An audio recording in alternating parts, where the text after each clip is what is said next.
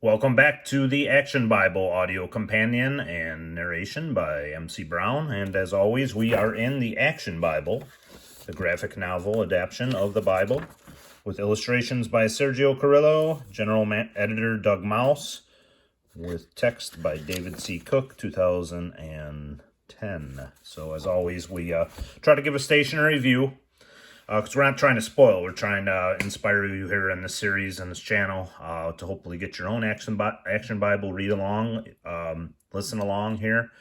And we're just trying to get through all 750 pages of it and give you guys kind of a companion to it. I know there might be some audio CDs from what I heard as well, but God's moving this on my heart to do this, so just going to race away and just create this series now just for the sake of just giving an alternative to people who might have trouble with the prose Bible, might have trouble just picking this up sometimes. Hopefully this just kind of gives you some inspiration like it's doing me to get through it, to keep reading it, to just embrace yourself in the Word and the Scripture. So it's a good thing, and definitely God bless you guys for being here, and appreciate you supporting the channel, and just going to keep rolling along here. So as we left off before, we are, this is part 16. No, I don't remember if last video I didn't even say the actual part, so make sure I do that. So this is part 16, so we're picking up on page 185. For anybody who has the timestamps and just jumps ahead, you'll be getting it right now. So basically on page 185, we're going to start back up with the wonderful win against Og, based on Numbers 21 through 35. At King Sihon's palace, O king, our leader Moses asks if we may pass through your country. We will not drink from your well or... No, get out and stay out, all of you. Why should he be so angry? I don't know, but I'm scared. What are we going to do now? Meantime, in King Sihon's palace, attack the Israelites right away. We'll catch them off guard and destroy them. In the Israelite camp, Moses and Joshua listened to the reports of the messengers.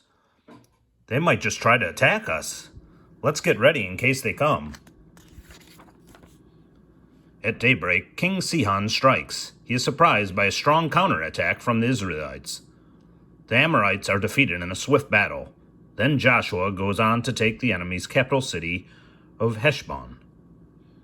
The Israelite soldiers are eager to push on after this victory, but Joshua goes to Moses for advice. Shall we move north into Bashan?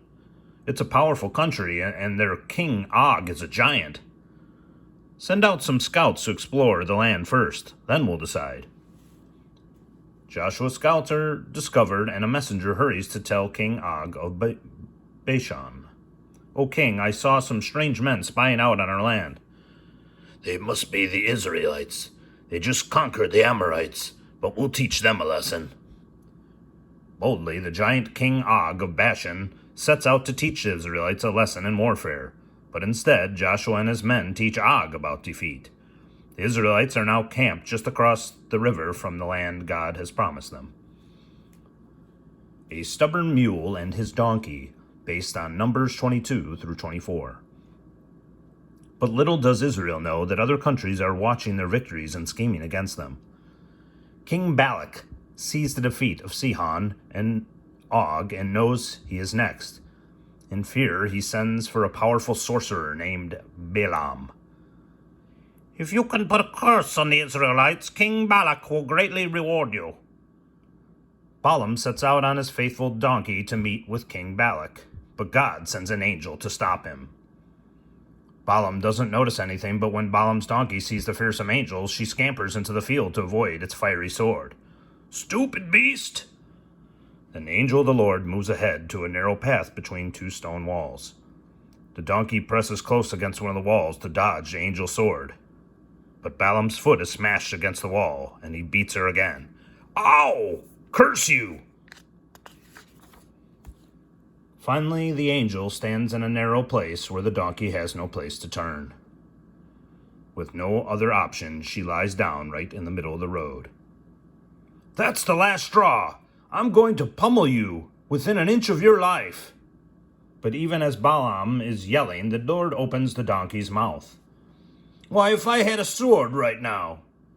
"Master, haven't I always been your faithful donkey? Have I ever served you poorly?" "Yes, but now you are making a fool of me." Then the Lord opens Balaam's eyes to see the angel. "You should be ashamed for beating your donkey. Had it not been for her, I would have killed you 3 times by now." "I have sinned. I am so sorry. Tell me what you want me to do, and I promise I will do it. Go." Prophecy for Balak. But I warn you that you must only speak what the Lord tells you. No curses can fall on Israel this day. Balaam goes and tells Balak what the Lord says. Those who bless Israel will be blessed, and those who curse Israel will be cursed. Balak is understandably upset at these words, but he cannot stand in the way of Israel. A new leader, based on Numbers 27:12 through 23, and Deuteronomy 31 through 34, and Joshua 1. For the second time the Israelites have come to the border of the Promised Land. This time they are not afraid. Men talk of the flocks and herds they will have, and women dream of peaceful homes, but Moses' feelings are bittersweet. He calls the people together. "I am 120 years old. I can no longer lead you. And God has already told me that I will not enter the Promised Land. So God has appointed a new leader. Joshua, come and stand before the assembly." The people cheer Moses' successor. Joshua has proven himself faithful to God and a brave leader. At that moment, the Lord speaks, confirming his choice of Joshua. "Be strong and courageous, Joshua, for you will bring the Israelites into the land I promised them, a land flowing with milk and honey, and I myself will be with you." Then the aged leader climbs Mount Nebo and gazes down on the land God has promised his people. There, alone with God, he dies. The Lord himself buries Moses, and to this day, no one knows where his grave is. The Israelites mourn the death of Moses for 30 days. Joshua prays to God for help, and the Lord answers, "Don't be afraid, for the Lord your God is with you. Get the people ready to go across the Jordan River. I want you to go into the land I am going to give you." Then Joshua, the new leader, calls a meeting. "The campaigns ahead will be hard and dangerous, but I'll seek God's guidance in everything we do. And we will follow you as we did Moses." "I hope not. I'd prefer less complaining." Joshua sends word through the camp. "Get your supplies ready. We're going in to take the land. 3 days from now we'll cross the Jordan River. Then we must capture the city of Jericho. But first we need to learn everything we can about it." "Are we sure we can take Jericho?" "Yes. 40 years ago our fathers turned back because they were afraid. Let's trust in God and the man he has chosen to lead us." The roof of Rahab, based on Joshua 2. That night at the river's edge, "You scouts will be in danger every minute. Be careful. Learn all you can and come back soon." The next day, inside the city of Jericho, "These walls are thick and high and well fortified, and the soldiers are well armed. Let's see if we can find a room to stay in at this house." "Those strangers look suspicious. I'm going to report them to the captain of the guard." When Joshua's 2 spies enter Jericho, they avoid the public inn and look for a place to stay in the house of a woman named Rahab. "We're strangers in your city. Do you have a room we can stay in tonight?" "Yes, you can stay here." The king's soldier is suspicious of these men. I'll find out why they are here. Later, "Do you know you have been followed?" "Followed? By whom?" "I hear footsteps. Quick, I'll hide you on the roof." "We saw 2 men near your house. Where are they?" 2 men were looking for a room for the night, but they just left, just before the gates of the city were closed. If you hurry, you might catch them. The soldiers have gone, but they may have left someone to watch the house. How can we escape? I know God will help you Israelites take Jericho. If I help you escape, will you protect me and my family when your army takes the city?" The scouts promised safety for Rahab and her family. "Hide out in the mountains for 3 days. After that, it will be safe for you to cross the river to your own camp. When the attack comes, keep your family in the house and tie this red rope in your window so our men will know where you live." The scouts obey Rahab. After 3 days, they report to Joshua. The city is well defended, with 2 walls. Each wall is 30 feet high. The outer wall is 6 feet thick, and the inner wall is 12 feet thick. But the people have heard of us, and they are afraid. Good work. We'll go ahead with our plans to cross the Jordan and take Jericho. The river is wide and has a swift current. How can we get all the people across? God helped our people cross the Red Sea. Let's trust them to help us now. Entering the Promised Land, based on Joshua 3-4. Carry the ark of the Lord into the river. As the priests obey, the Jordan suddenly stops flowing. Stand here with the ark until everyone has crossed over. As if held back by a giant hand, the waters of the Jordan stop flowing, while the whole Israelite nation crosses over into the land God has promised them. When all have crossed, Joshua orders a man from each of the tribes to bring a large stone from the riverbed. Carry these stones to camp. They will remind us of how God stopped the Jordan so that we could cross over safely. Joshua sets up 12 more stones in the middle of the Jordan, at the place where the priests hold the ark. Then he tells the priests to carry the ark across the river.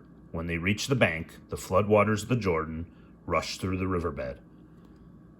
The Israelites set up their first camp at Gilgal. Here they celebrate their first Passover feast in the Promised Land.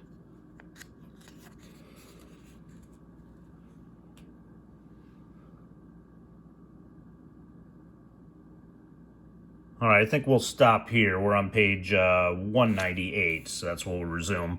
We'll put a wrap on this video here. I think that's a good stopping point, which will be the walls of Jericho based on Joshua 5-6.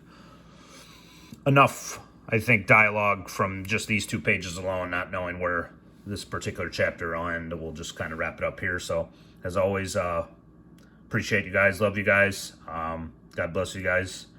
As we're wrapping up the end of the year here, definitely plan to do a few more, hopefully before day's end, as we move on to our new year and we race along to hopefully completing this in this coming year. So just any comments or any mispronunciation, feel free to leave them in the comment section. I'll address them applicably as needed, and if I have read too far before it's an issue again, I'll still try to make that acknowledgement and correction if I'm still reading these videos, depending on how many people will comment over the course of time. I'm sure there's going to be a lot of them, and I apologize for that. As always, I don't have a Bible pronunciation guide right by my side, so I'm doing the best I can with that. But as always, appreciate you guys. Please like, subscribe, share this video to anybody who may need it, especially anybody looking for God in their life, Christ in their life.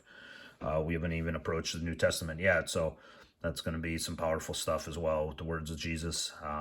So definitely just appreciate you guys watching and reading along and listening and all that stuff. So yeah, definitely. Hopefully you guys can share it, and just hopefully it's a good tool as it is for me to read, but also hopefully you guys to listen and follow along. And like I said, I can't recommend this Action Bible enough for just helping me, myself, as a comic fan, get through this, and hopefully it inspires you guys to buy your own and read along as well. So we'll catch you guys in the next video, which will be part 17.